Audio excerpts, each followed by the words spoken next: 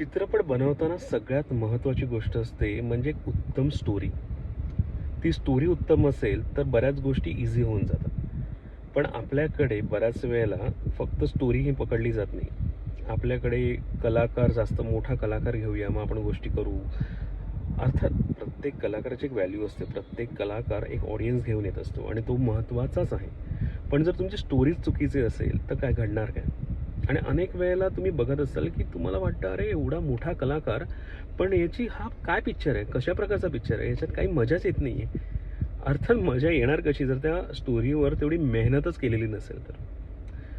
लोकांना लोकांनापेक्षा रायटर्सना आणि प्रोड्युसर्सना ही एक माझी कळकळीची विनंती आहे की मराठी चित्रपट हा पूर्णपणे कथेवर डिपेंडंट असतो. जर चांगला कंटेंट, चांगली कथा असेल तर तो पिक्चर हिट होतो. पण जर चांगली कथा आणि चांगली कंटेंट नसेल तर कोणत्याही प्रकारचा कोणताही मोठा हिरो त्या पिक्चरला वाचवू शकत नाही.